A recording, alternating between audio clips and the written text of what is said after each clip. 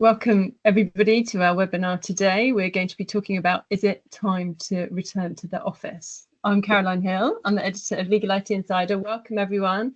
Please enable your chat, say who you are and where you're listening in from. It's good to see a few of you, lots of you actually already. So we're hoping for a really lively conversation today. This is a lively topic for sure.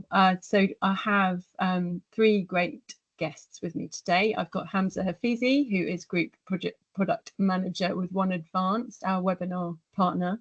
And Hamza has a really broad perspective of lots of different industries and some really interesting stats to help us in our conversation today. I'm going to try and make that sound go away. And then we have David Ed, IT Director at DAC Beechcroft. Hi, everyone. Yeah, hi David. DAC, as you know, is a leading international law firm with over 2,000 people globally, and David's been in the sector for a long time, well known, and I'm looking forward to hearing your views. And Shane Scott is IT Director at Gowling WLG, an international law firm formed from the combination of Gowlings and Rag Lawrence Graham. Hi everyone. Hello. Hi. Hi, it's really nice to see you. Shuffling to get comfy. Yeah. I am subtly going to stop that binging. There was something. It's already muted. Really welcome. So we're going to try and bring. I don't think we have to try very hard today to bring some really different perspectives to what is. We're going to have some fun, but it is a very thorny topic for law firms at the moment. We are going to sort of naturally bring our different perspectives to the debate. So we're going to be looking at my guests, their own journey in terms of where they are now and the arrangements they've come to in terms of who's working from home and who's in the office. We're going to be looking at some of the key drivers. So we're going to be looking at productivity and where people, both my guest and you in the chat, what some of your conclusions are in terms of productivity, whether that's affected by where you work. We're going to look at some of the biggest issues in terms of what decides the arrangements you have in place, talent retention being a big one. We're going to look at some of the drivers in terms of why we perhaps should spend some time together. Hopefully that will be a big punch up. We tend to agree on more stuff than we disagree, perhaps. And whether we can mandate people to just, whether we should be mandating people to come back into the office, or whether we should be perhaps using more carrot than stick. And then we've got some quite strong views on those topics, particularly around the mandating. And then last but not least, we'll be looking at whether successful working from home / the office is about technology or about management, which is quite an interesting conversation, and whether back to the office is potentially a scapegoat actually for some other areas that we need to be looking at. Thanks so much for people who've enabled to chat. It's great to see you. Do put your conversations in the chat. One of us will aim to answer any conversations. Either I will shout out or one of us will shout out. If you've got a question throughout this conversation, please put it in. We'll aim to answer it during the conversation, during our conversation. I need to put my teeth in. So we want to make this interactive as possible. Tell us, David, start with you. So the idea is that you are flexible, Shane is not flexible, and Hamza will come to you're pretty much very flexible actually, I'd say. But David, tell me what the arrangements are in place at DAC currently, or perhaps a little bit about your journey as well to where you've got to. Sure. So really keen people put, I'm keen to hear, is anyone more flexible than us? So we began this journey a little bit before COVID actually, and I was part of our sort of flexible working committee. Law firms love a committee, don't they? So nothing to do with my position as IT director, just, I was interested in that. I had a large team and we were already working sort of semi-flexibly. So we've got two main things that we developed, and certainly obviously in the pandemic, I think now everyone is doing some sort of flexible working. So ours, you've got one which is called Flex Forward. So we have 3 operating modes. The least used one, you'll be surprised to hear, is office focused, which basically you're a receptionist, difficult to do the work from home. You're in the print room, that type of thing. So we get very few people that are that. Probably, I suspect a lot of you will be. So we call it hybrid, which is might be 2 days a week in the office, might be 3 days a week. But interestingly, interesting to hear in the comments, we don't mandate that. So we're not looking for, someone's attendance saying 2.5 days a week, 3 days a week, 4 days a week, etc. I'm hearing more and more of lots of companies saying you must be in for those 2 days a week. You won't get a bonus if you're in, this type of thing. Ours is more for planning purposes, and with regards to that, and we'll come down to some of this guide rails around it as well. And then the last one is fully flex. So about 70 to 80% of my IT team have put themselves down for fully flex. So that means they might never be in the office, so they might be in once every 2 months. So they're really, and we're not saying they're home working, we're just saying that they are very flexible and likely to be in less time than most. Now we've got some guide rails around this, which I think are quite simple but quite good. It must suit the client, so it must enable, the client work must get done. It must be good for the team. So it's fine. The example I always give, I know everyone, I've been there a while, fine for me to work at home. If Shane and Hamza and Caroline were new in my team, if I'm not in the office helping them, that's not very good for them. So I need to go in the office and be with them and show them the ropes. So about your team, and then also, does it work for you? So it's not always about what you want. And I make jokes about, sometimes people don't want to come to the office because they've got their dog's Tai Chi lesson. Well, I'm really sorry. That's exciting for you and for your little poodle, but occasionally we do have to go into the office to do the odd thing.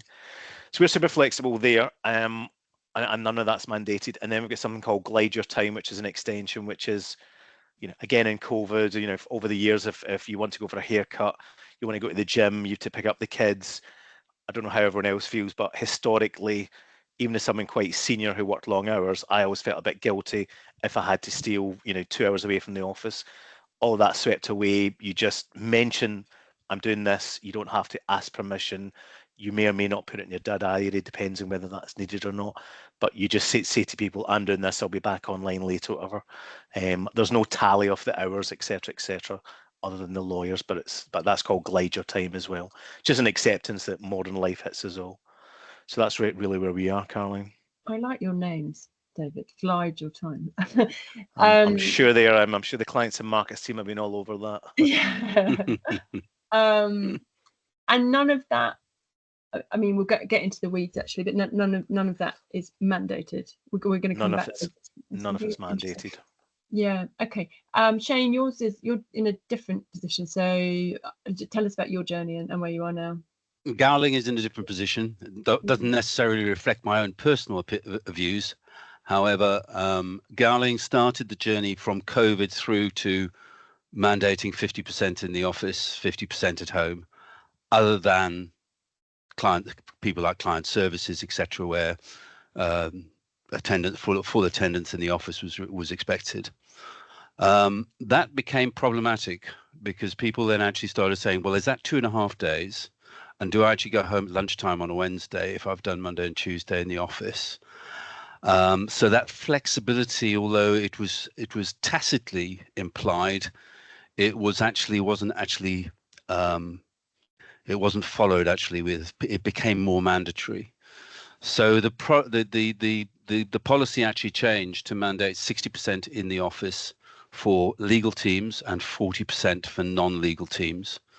Now, the key thing that we found was with the legal teams is that we weren't getting the level of supervision for junior staff, because whilst the juniors would come into the office more often than the senior people, it was the senior staff that actually weren't coming, partners and senior associates who weren't actually coming into the office as often as they should. So that was one of the reasons for the distinction with the fee earning staff.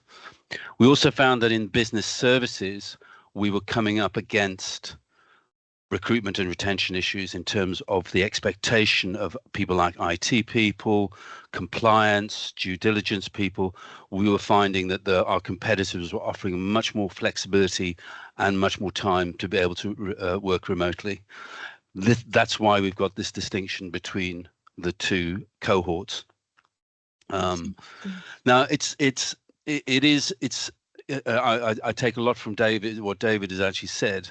You try to actually keep people and treat people like adults, but that doesn't always work. And which is the lessons that Gowling have found, is that you have to put some guidelines and some rules in place to actually get the right behaviors. Now, what we do, certainly within my own department, I have what is called one anchor day a month. And that is set out in the diary, and everybody in my department needs to be in the office on that day.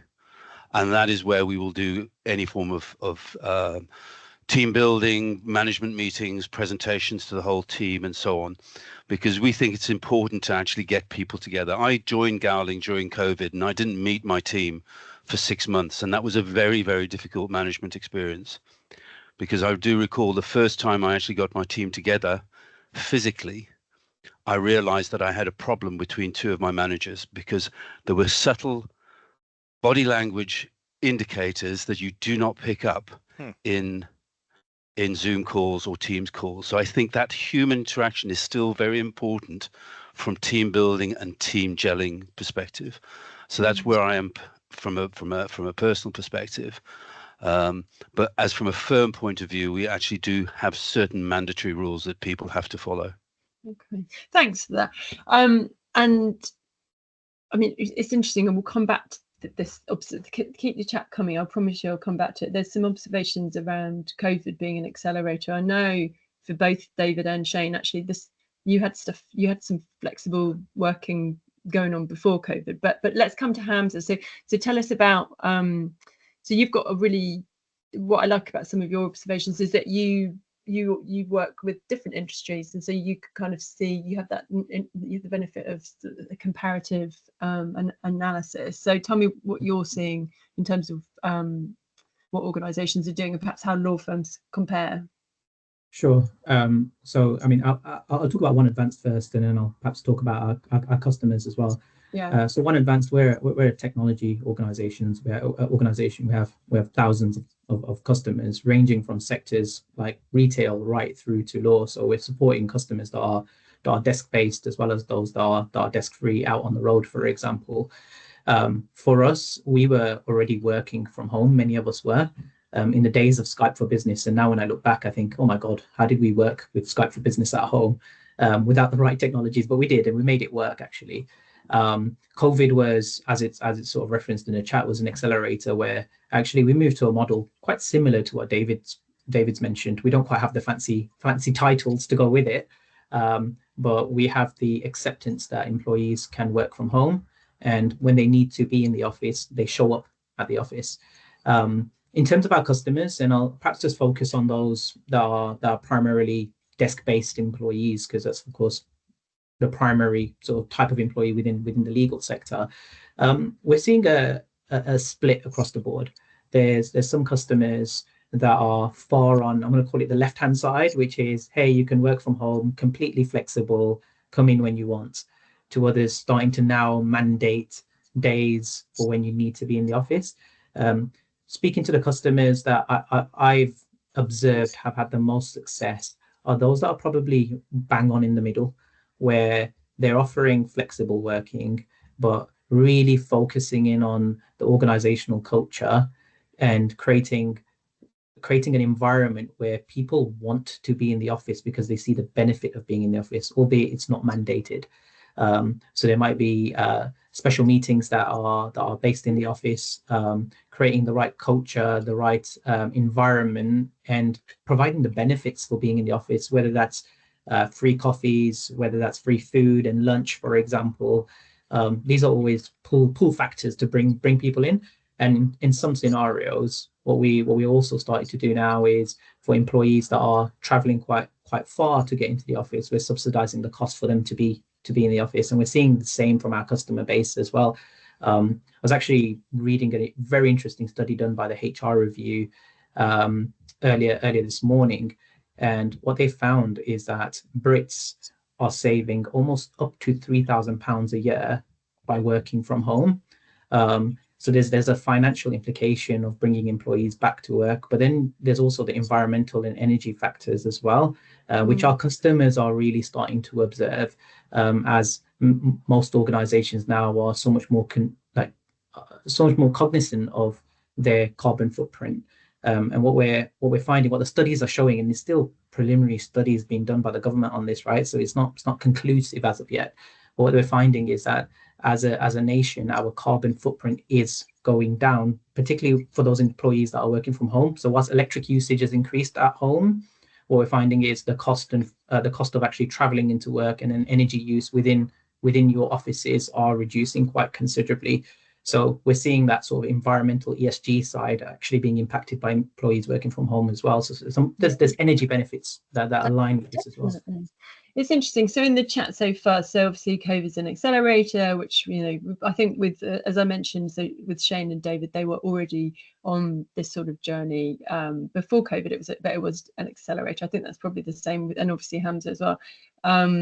So it seems most people that are posting in the chat, they do have people working from home, so in one case 3 days a week. It's interesting to note one of the observations about IT service desk and facilities being in for 5 days in the office. David, that kind of accords with perhaps your tiers in terms of the types of roles and whether they need to be, so for example, print. It's interesting, IT service desk. Does that accord with you, David?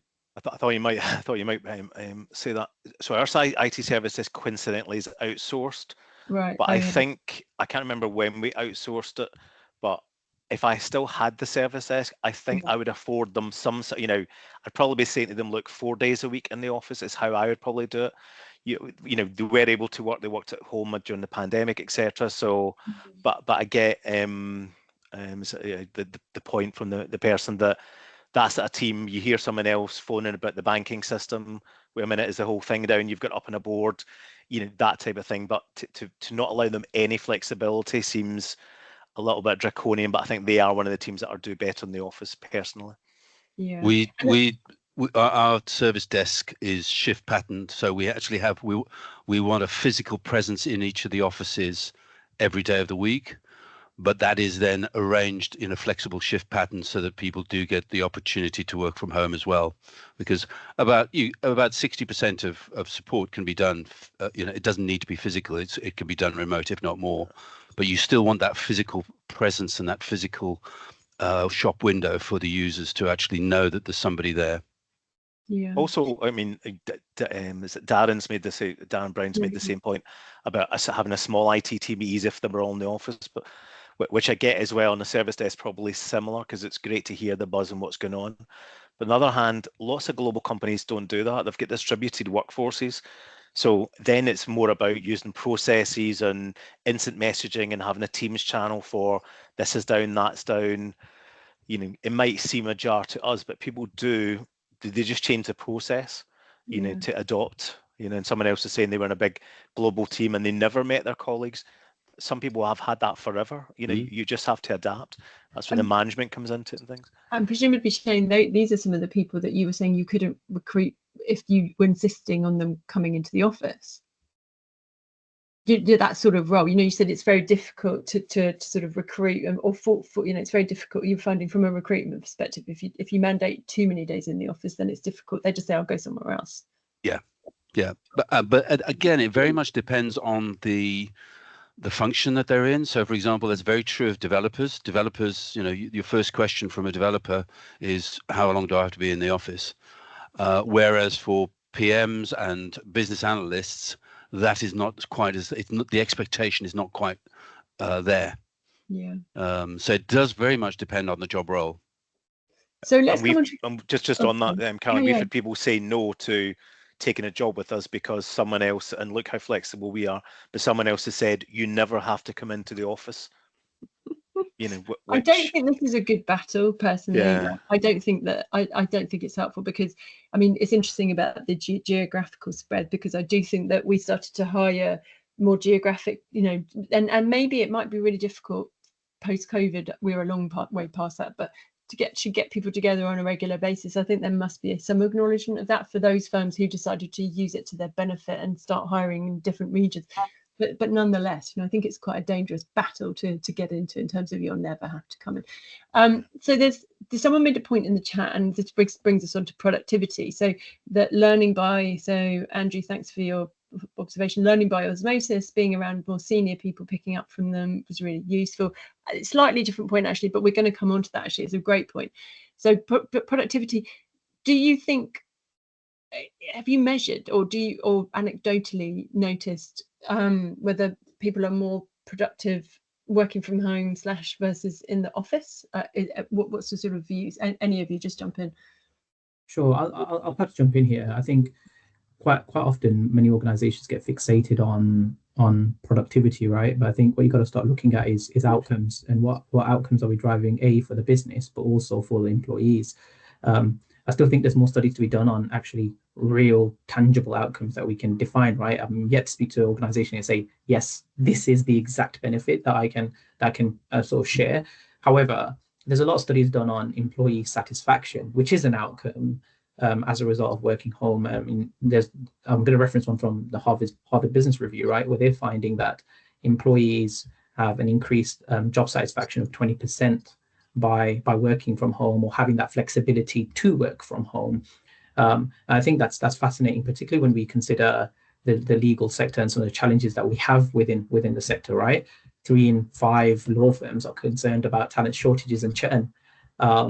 Yet you've got 20% saying, hey, I find satisfaction by having that flexibility. I think that's one piece that we've got to consider. Like, if we want to attract the right talent and the best talent. By the way, a third of employees also say, actually, whilst I'm worried that we have talent shortages and churn, a third then go on to say, actually, we're not confident that we can actually compete for talent. So you've got to think about your employee value proposition and how you are going to enable yourself to compete for the talent to bring them into your organization. I mean, it's a really interesting point. So for me, that's a retention point, right? Like, more than a product. So it's really and really valid. And but so in terms of productivity, I wonder whether I mean, with lawyers, it's quite easy to measure, I suppose, in terms of their billable hours, right? So if they're working from home and they've got billable hours, and my understanding is that they have been just as productive working from home as they have from the office. With business services people, or with anybody, within perhaps either of your organisations, have you noticed a dip in productivity working from home, or any of your organisations? Our experience with, and it's easier to measure on the lawyers because, they're literally time recording, and nothing could be easier in the law firm than looking at that. There was an upswing during COVID. I think everyone was excited, making bread in between working long hours, etc. And probably worried about their jobs, what's going to happen, what's going on. So everyone's, and this treat of being able to work from home more often, and it was all new to us. Then for us personally, and I think I spoke to a lot of law firms, it came down a bit. And now certainly for us, I think for most companies or most firms, it's now popped back. But my sort of thing on this, it's more difficult with business services. But here's my thing. Yes, going downstairs to make a cup of coffee, I might switch on the TV, or I might hang out, switch on the washing or the dishwasher. But how many distractions are there in the office? How many times do you see people, quite rightly should, networking, chatting to each other, talking about the football? There's probably more distractions in the office than there is the average home. It's just we're used to that. I mean, I've worked in places whereby you go in, if you go in early, I'm not a morning person, some people know, you find people in the cafe, but they'll be reading a newspaper until 9:15. So they might be in an hour before me, but they're reading a newspaper. So, people have always had distractions no matter where they are. To me, it's been management and the trust. I think if I think before COVID, if I wanted to actually get a paper done or a presentation done, I spent the day working at home because of that very fact. Yeah. So it's and I think I agree with David. We've seen we are back to pre-pandemic productivity outcome levels, whatever you want to call it. I think in business services, I mean, we measure obviously our closure rate for tickets, our projects. We have not seen any form of what I would call degradation in performance in terms of delivery of projects, delivery of services. So I think that commercially everybody has adapted. and it'll be an evolutionary process. We'll adapt further. I do think that there are challenges for management when you are managing a remote workforce. There's undeniably it's easier when people are physically in one location. But we've been, multinationals have been managing dispersed teams for decades, and they are continue to be successful. So all we have to do as a sector is actually to evolve and manage remote workforces. Yeah, Caroline, do you mind if I come in there a little bit? Yeah, no, not at all. Just the earlier point around sort of employee satisfaction and retention. But I think it does have a connection to productivity. So there's a fascinating study. I'll try to find it and pop it into the chat, because I think people will be interested to read it. Actually, it's done by Thomson Reuters, and they were looking at sort of productivity within the legal sector post pandemic, and assessing, actually, you've got this problem around retention at the same time, retention and productivity, and what are organizations doing to resolve this problem. And then you bring in austerity within the UK with that as well. And the study they did looked at pay and productivity, right? So they labeled two types of organizations: stay firms and go firms. Stay firms had an annual turnover rate of 8.7%, whereas go firms 18.4%, right? The stay firms billed, on average, a lawyer would bill 100 more hours than the go firms. Now, what's really interesting about this, the go firms actually increased salary significantly higher than the stay firms. What the stay firms did, however, was they provided flexible working, for their employees, and at the same time they focused on how do we bring our culture to life for our organization and our people. And part of culture is performance. So how do we enable people to have good quality conversations? How do we enable them to receive feedback even though they're working from home, and setting the right goals both for the organization but also for themselves personally, so that they're developing? It's a really fascinating study, and I'll dig it out and I'll pop it into the chat. That would be great, Hamza. Yeah, thank you. Yeah, I mean, I think it's all of those strategies, isn't it? In terms of how you manage it. So being outcome based, I think this it's interesting. So if you being outcome based means you don't have to micromanage, right? And that you've got all of these metrics, including some of the ones that you talked about, which are measurable, which are you can monitor, and you can probably jump in when somebody's dipping on, whether it be well-being, but there are all these metrics. But I think firms have been traditionally quite bad, as we'll come on to, creating those metrics. So they have to micromanage. And I think it's now we're getting to this stage where when in the next I mean, some of us are doing it well, but in this next stage of evolution, right, where we need to start thinking about how to do it even better. I think so. If we talk about, I think it's interesting. If you talk about the benefits of being face to face, there's someone in the chat that says, if you don't get together. So David says, if people don't get together, don't we worry about the next generation? So there's that aspect of training, which we will talk about. Is anybody concerned about the impact on mental health? Robin says, and we've got that definitely well-being. So do we agree within the panel that do we agree? This is the question. Do we agree that there are advantages of being face to face? Is that? I mean, it's an assumption. Do we all agree it? Yeah. Yes. I would certainly advocate that you cannot build teams totally remotely, or preferably not totally remotely. In some instances, that's the only way you can do it. But I would argue that actually investing time in bringing people together on a periodic basis is well worth, in terms of creating that cultural glue that binds you together as teams, departments, and so on. Which is why, certainly in former lives, where I was managing remote workforces, we spent a considerable amount of budget in actually bringing people together periodically. Yeah. And do you agree, David? Yeah, and people there, Robin mentioned about mental health as well, and I think particularly, and other people have said, the whole thing about the osmosis with the people that are beginning their careers. If you're a 20-year-old apprentice or graduate or something, or 16 or something, and we've had some of these sort of people, and you are sat at home and you've no idea what you're doing, will you go on a Teams call to go and ask someone? If I'm sat next to that person, I can see them. I'm thinking, they've been at their keyboard for 10 minutes. They haven't pressed a key. Are you okay? Oh, I'm just not unsure. It's so much easier. It's just having someone there, just looking over the shoulder and make sure they're okay. You're keeping an eye on them. Do you want a coffee? Let's go and have a coffee. Oh, it's been quite a tough day. These things can be reproduced, but they are much more difficult to reproduce. And again, it's as Shane said, it's the effort. And in actual fact, for us, bizarrely, whilst we are not in the office very often, we now spend more on colleague entertainment than we've ever had, because when we are, we make it a bit of a feature, buy them pizza, do this, do that, etc. So there is a sort of, and I would just say, because I think the audience, if you look at the comments, they're a little bit, probably like most of us, 50-50. I don't think this is a continuum, and I don't think any of us really is completely pro or completely against. There are benefits and sometimes and negatives that you just have to manage both, and get the right outcome. And for each team and for each person, some people want the interaction. My developers want to be at home more often than not. If they were on this call, they'd have their cameras off. Something else, again, putting their cameras on, even in an internal meeting, helps. You can tell if someone's a bit more withdrawn rather than no one speaking. So there are little tips and tricks you can use to just help that. Yeah, I fully agree with that point, David, and I'm glad, Shane, you mentioned sort of culture, right? Because culture is so important. And when you think about what is it, it's a mix of shared values, beliefs, attitudes, processes, and practices.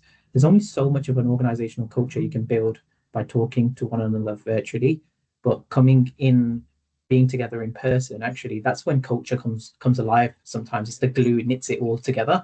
So I do think there's a fine balance that you need to make. I think organizations have a duty of care for their employees. One is a duty of care around ensuring your mental health and your well-being is at the place where it needs to be. And number two is actually a duty of care around helping people to reach their potential, whether that's helping to unblock things that are impacting their performance, or actually helping them to develop and become the next part, unlock the next part of their career, right? So I think when you're considering your organizational culture, you've got to provide your workforce with the tools to enable these elements virtually, but also when they come in person, enable it in person as well. So when I think about what we do and what some of our customers do, particularly those that are in the middle where they're not mandating days, but actually when people do come in, they're coming in for a specific purpose. What we've found, and I hear this from our customers all the time, that is a buzz in the office that we never had that buzz when actually we were working 5 days a week, because it was so quiet, people getting on with their work. So there are ways to bring it together in a balanced format. I think to Shane's point, if you're just going to work from home and not connect in person at all, I think you will find like fractures within your organizational culture. I'd be interested. So someone in the chat, so Simon says his team has worked 100% remote for the better part of 3 years.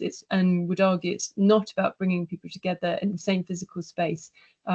His team had a really great team culture, worked together well, because we had to make the effort to figure out how we do water cooler chats, mentoring, networking, and onboarding entirely remotely. I mean, if you've got any thoughts and tips, then by all means put them in the chat. But so I mean, it's interesting because there is a balance. But Hamza, you think that you can't force people to come back in. So it's interesting. There's conflict. I think we were going to try and turn this into almost like, I disagree, but I feel like it is so much more nuanced than that, and it's it's so much more complex than that. Yes, we need to find ways to develop relationships. We need to find ways to communicate. We need to find ways to make people feel valued. We need to find ways to train people.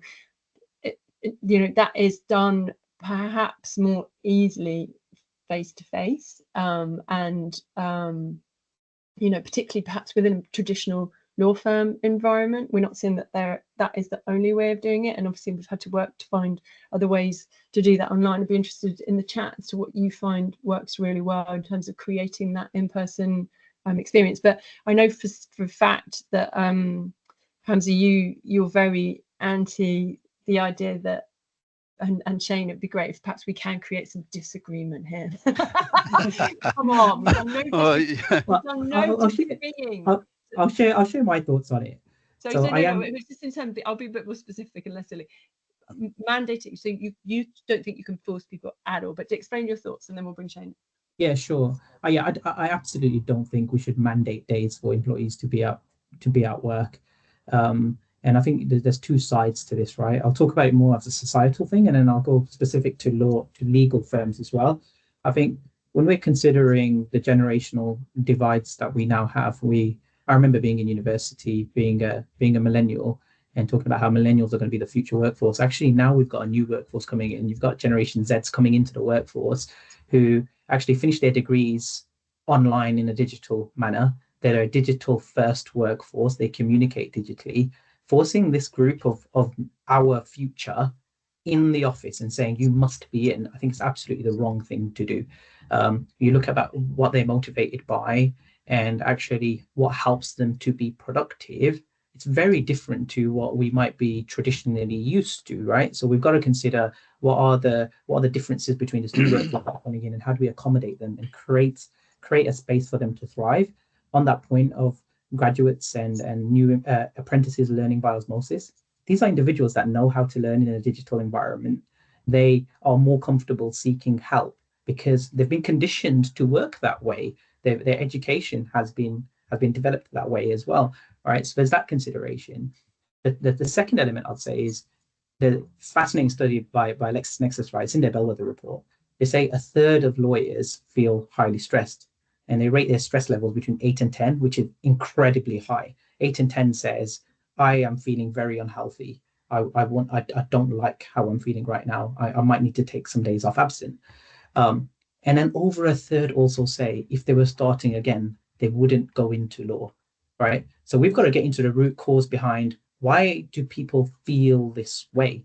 And when you look at the real reasons why they feel this way, a lot of it is all around how their organization is enabling them to perform. And one of the challenges is that now people are working from home. What many organizations are not doing is focusing on, okay, how do we enable you to have quality conversations, the right development, help you to fulfill your potential? They're ignoring that, and rather they're focusing on, oh, it's because they're working from home that they're feeling this way. That's not the case. The research shows that it's not the case. Actually, we need to invest more in the right processes to help people thrive when they're working from home, because they're not feeling stressed because they're working from home. Shane, I know it's not your personal view, but come on, let's. Well, I'll give it. Let's hear from the axis of evil. I'll give an example, and this is a real example. Yeah. So when I got my whole department together virtually initially, and now my department ranges from an age group from 18 through to 55, and probably plus. I won't say that and virtually we had a discussion about what we wanted to get out of our remote working position. I'm not joking. We hardly had any discussion remotely. A week later, we had an anchor day and we spent a morning in a room together. We had animation. We had differing opinions. We discussed, and the classic one, I'll never forget this, the classic one was, we want to see more people. So I said, all right, you want to come into the office more often? Oh, no, don't want to come into the office, but I want to have more physical and social time. Yeah. So there's this contradiction. I really do think there is a contradiction here, because people like the convenience of working at home, not having to commute, but we are still social animals where we want that social belonging. Yeah. And that is a real management challenge to get that balance right, because you're never going to please everybody all of the time. But people want to spend time together, but if they're left to their own devices, they won't necessarily organize themselves to do it. We actually try to encourage, I try to actually encourage teams to have team days in the office once every couple of weeks. We ended up having to say, do you know what, managers, you need your teams to be together twice a month physically. Yeah. Because they weren't doing that spontaneously. And it really galled me that I had to do that, but we didn't see that level of spontaneity, which I would have hoped that we would have had. I think it's great. I agree wholeheartedly that in my job, talking to people all the time, I'm on screen probably much like you all the time. And it's great that move to face, but it's just, for me personally, not the same. It could be a generation thing, going back to Hamza's point, unfortunately, not a Gen Z. But it could be, because, but I find that, you know, when I see people, my conversations are just different, and I would argue better. That, as I say, that could just well be my age. But so I do think that your point though about creating, we're far enough down the road now to know that we need to create valuable time. You know, we've done that. We'll come in just because, and then we'll find we're sitting in an office on our own, we're doing emails or on calls, and actually it's completely pointless. And I know, David, you mentioned when we were sort of thinking about this call, that your sort of your budget on entertaining your team has gone up because you're making it better, you know, more quality, more bonding. So maybe not as much time in the office, depending on your role, but when you do come in, you're really focusing on that time and making it quality time. Yeah, I think, and looking at all the comments as well, Caroline, everyone's making fantastic comments, and all I'd say is sometimes you could put them in a little pro or con, but I think, you know, each of us, and I'm sure the people that, you know, that are commenting, they all have their own pros and cons. I would just say listen to the points, because I think everyone, you know, particularly from where they sit, and everyone is different. You know, one of my colleagues, John Burton's just made a point about neurodiversity. So he's got ADHD. He said he prefers to work at home because he has less distraction. You know, and everyone is different. I'm an extrovert. I like the buzz of people. Other people don't. You know, so forcing them into a 9-to-5 office job is maybe not the best way for them. But occasionally they need to occasionally come in the office and do things. I'm not saying, you know, we can't always suit, you know, them every day. Simon, one of the people in the chat, was making the point, that was the person that had worked remotely for 3 years. That first year in lockdown, at our Christmas party, we did it in Zoom, and in fact John Burton was there. I won't tell you how many people he had in his apartment during lockdown. I'm not sure they were all flatmates, but we'll move over quickly. I'm not going to say Rishi Sunak and Boris Johnson, but there you go. But we had a drag queen doing a bingo thing. We had people's families involved. Everyone was singing. We sang, you know, 12 Days of Christmas together. We then had 4 different rooms. We had a games room. We were playing whatever, you know, racing games together. There was a clubbing room. There was a Cheesy Tunes disco room. We could never have done that at scale in my office. Would I want to do that every year? Absolutely not. You know, sitting at home with your, you know, 3 cans of juice or your 2 glasses of wine, you know, but we made the best of it, and it was actually quite good. And some of our colleagues are remote, you know. And then just to pick up a point that Adam's made on juniors, so that's one of the pros, I would have said, but I wouldn't be doing that all the time. On the other side of things, as part of that group, and in Beechcroft, it created this Flex Forward, and I was probably the most senior person, but as I say, I wasn't there because of that. But they decided that if someone was underperforming, in Adam's case, it's, you know, they're junior, they don't really know what they're doing, we would ask them to come in the office, not as a punishment, but as a help. You know, you're not doing too well, let's get you in the office, let's get you the support you need. You know, we've now had 2 apprentices fail. Could have been coincidence. We've never had an apprentice fail before, but since COVID and our new is working, we've had 2 apprentices fail. And I think we're at least partly responsible, because I would see them in the office sometimes, but there'd be no one with them. Well, what's the point in that? You know, and often the junior people, they don't have, I mean, obviously Shane and I, Hamza, and you're sat in our palatial 18-bedroom mansions here, you know, with 500 acres and, you know, the horses out the back.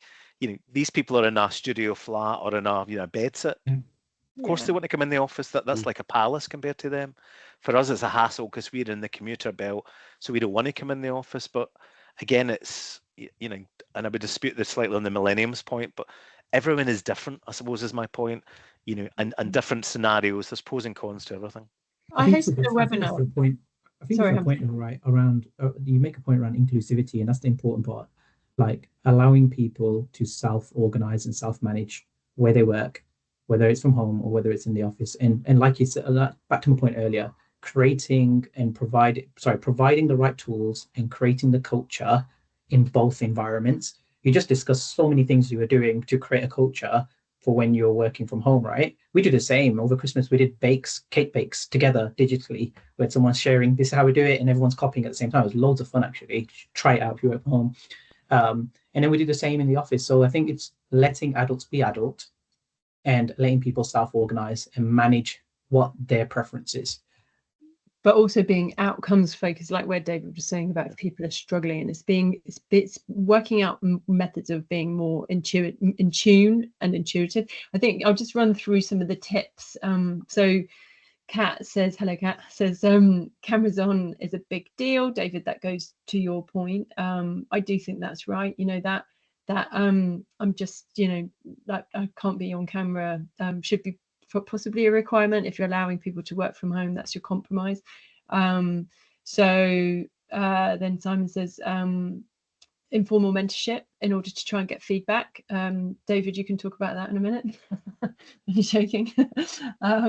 So training up juniors during the probation period, it's a requirement that they're in the office every day during the first 6 months. That's interesting. I think that's probably quite a good suggestion, because to go to your point, Shane, about you know, when you first start and you really don't know anyone, I think that's really difficult when you haven't got any face-to-face. John says my team starts the day with a morning direct team video meeting. I love doing that with my team. Really makes me feel just like you start the day just knowing what people are doing. I suppose it depends how big your team are, but I think that's brilliant, like doing a kind of stand-up, as it were. They talk about their daily projects. And some people find it easier just speaking into a microphone than standing up in a meeting and, you know, focus being on them, where you're just one of a dozen things. So even though it's the same as you could do in the office, some people prefer that just from their personality types and things. Yeah. Sorry, Caroline. No, God, no, please jump in, please. But these are all really good tips. It's that being connected, and because I must admit, I personally find if I you know, I'm learning so much more within my own team, but outcomes is so important. Just to see what people are delivering on what you need them to deliver. That's something that I came to very late. But this idea of connecting every day, even if it's just for a short period of time, I think is so helpful. So it sounds so obvious, but it didn't come to me. Yeah, I had an experience actually with Vodafone during lockdown, and like Shane, we got a new Vodafone account manager and his manager as well. And in actual fact, I spent a year and a half building, all the three of us, a really good relationship with each other. But had it just been totally business the whole time, just a sort of quick call it would have been hopeless. We had to do a lot of, probably more than you'd usually do, because you'd be shaking someone's hand, you'd get an affinity, you'd have a coffee, you'd walk them out, you walk them in, what are you doing at the weekend? You have to, in a meeting, if it's online, deliberately do, oh, hi, what's it you do at the weekend? And what are you doing? You know, and suddenly it might be 15 minutes of chit chat, which always feels like you're stealing time in a Teams meeting. But you'd probably do that if I was making you a coffee, or, you know, gaff in London or whatever, and collecting you from reception. You miss those little networking opportunities, but it can be recreated, you know. But again, it's all a balance. Becky was asking, just a quick one, about getting teams together. So Becky, like everyone else, we only have a finite budget, so we try to do a little bit sort of quarterly. Some of my team are very remote. You know, we've got offices all over the UK. We certainly bring them down sort of once a year. If there's an opportunity to bring one or two of them to one of those quarterlies, we will try and make the team meeting the day before or after. So, and try and do that. Just be careful, everyone, on inland revenue, because, you know, all this is entertainment and all the rest of it. So you're only allowed a certain budget per year, or else you have to pay all the you know, it's like benefit in kind. So just be aware before you start, you know, not that everyone's got an unlimited budget. Yeah. So Andrew's saying about different people focusing on different tasks better in different settings. We've kind of talked about this need to be in the office at the right time. Is that a tech solution, or is it a management solution, or is it a bit of both, in terms of ensuring that you do provide the right opportunities at the right time to get together? I would say that's purely management. I think the technology is proven. You know, the technology was proven very quickly during COVID. We as a sector, we had to ramp up very quickly. But I think, you know, the very fact that we've got 50 odd people on a call here, I haven't seen any interruptions. It's not a technology issue. I think it's purely a management and cultural issue. I think I disagree a little bit on that. I think it's a bit of both.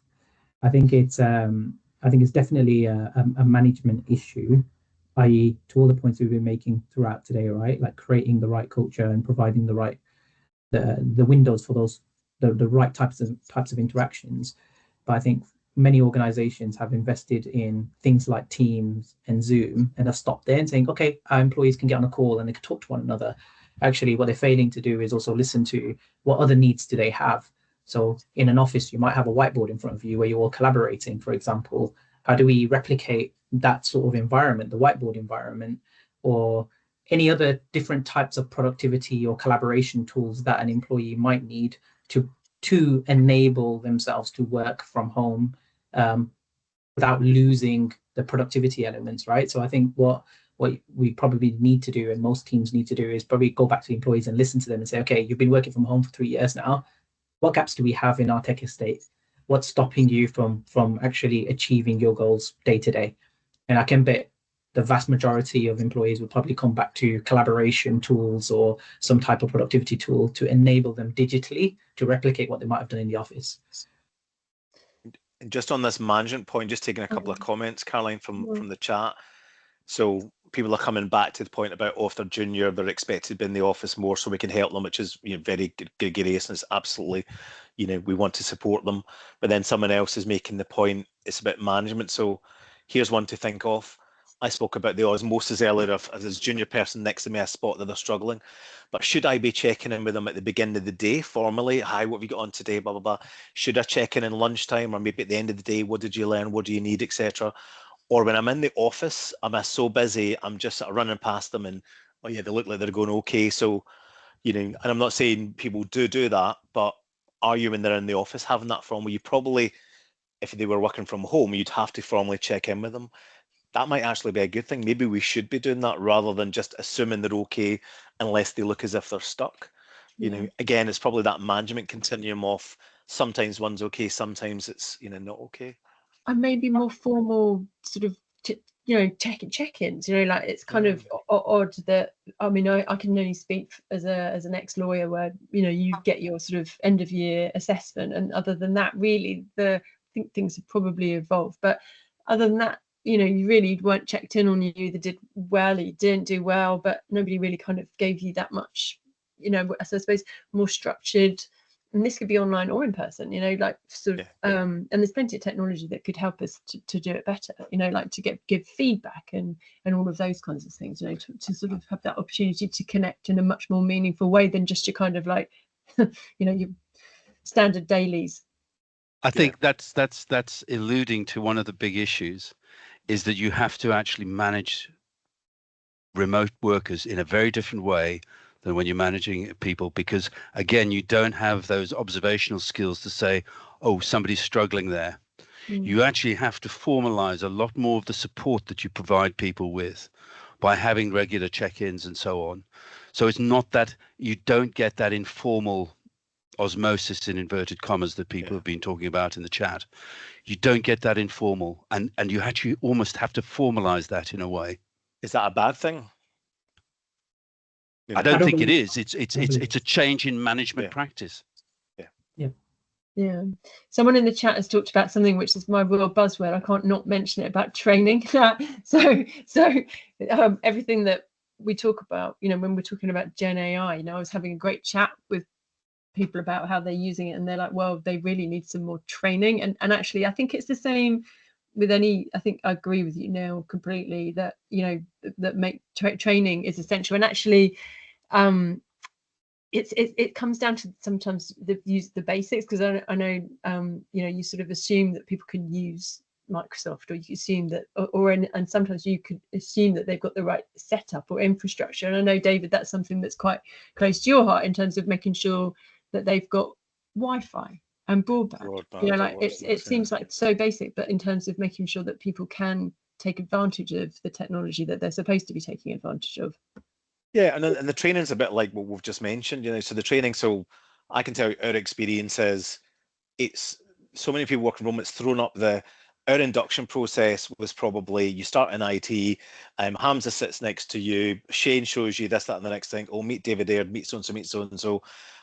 It was very ad hoc. It was very personable. It was very one-to-one. It was very, you know, engaging, culturally good, whatever, that type of thing. But it probably wasn't very professional, and they probably didn't show them this and give them that and give them a handbook and show them all the different systems and how they operate. So it's, you know, is there a bit of both, that we can be a bit more formal, that we can actually produce something to give them, to go through with them? Also, there's no harm to them. You know, it's fabulous if they can be together as well. But probably we were missing a trick, you know, and working from home means that we need to do that and a better job, rather than assume as well that each of the managers are doing it in the same way. They might not be, you know, because we didn't have any material. We're just assuming that Shane's just as good as manager as Hamza as you.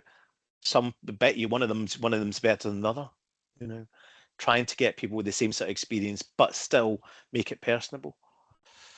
Yeah, I fully agree with that, and I think to both of your points, you've got to provide the tech training, but also HR have such a critical role to play here, which is why HR need to be no longer seen as this traditional team that you only go to when there's a problem. Actually, they are such a huge enabler of driving performance in your organization and also enabling your culture, right? And part of that, to your point, David, is training managers to have these quality conversations with their employees, training your people, not just managers, people, to give feedback up, down, left, right within an organization, training people to set quality objectives and think about their personal development in the right way. I see Simon's just put a sort of a great point down around yeah, that's what I was looking at. That was point on Thomson Reuters. This is the age-old debate of annual appraisals versus continuous performance management. Whether you're in the office or working from home, those behaviors don't change. Conversations need to be regular, check-ins need to be regular, feedback needs to be regular, and so does objective setting. These things have to be agile. If you leave it a long period of time, your organizational performance will dip. There's so much studies on this. Yeah. But I like Simon's point, because should we just say what it is? So well, Simon's saying, you know, that you know, if they are working remotely, informally, literally picking up the phone or video calling them and checking in with them, unscripted, unprompted, just, you know, because when it comes down to, I might do that in the office. Oh, hi, Hamza, how are you? Oh, fine. Oh, right, anyway, I'm rushing to a meeting, and I'm not saying I would, but sometimes you will. But actual fact, I mean, I do this sometimes. People normally shit the bed because they're like, oh God, what have I done? Why am I in trouble? So immediately I say to them, it's okay, I'm just want to see how you're doing. Why are you calling me? That probably tells me I'm not calling them enough. But that out of the blue, you've made time out of your day to phone someone, you know, just to check in how you're doing, and then you can get more of the truth out of them, maybe, rather than the usual British, how are you? I'm fine. Do you actually call them on the phone? Do you call them on the phone? Well, I normally video call because I like to see people, because I like to be able to see, you know, oh yeah, I'm fine. Something like on like in Teams. It's just some people don't even have mobiles anymore, which kind of, it's, I mean, anyway, yeah. I think these are all Conscious of time, Caroline. Yeah, no, I know. Yeah, it's true actually. I think we've come through to the end of the comments anyway, to be honest with you. I was just double checking. Thank you so much to everyone for being so engaged in the chat. It's really great, and we've managed to get through most of them. Apologies if we've missed you. We will follow up and we'll share the chat with people with the recording of this webinar. Hamza, David and Shane, really appreciate your time. Thank you so much. It's been really fascinating. It's flown by. Thanks to everyone for your input. And I look forward to continuing the conversation another time. In person with beers, there you go, and that's from the flexible worker. Thanks everyone. Have a great one, guys. Have a good one, everyone. Okay, Cheers. guys.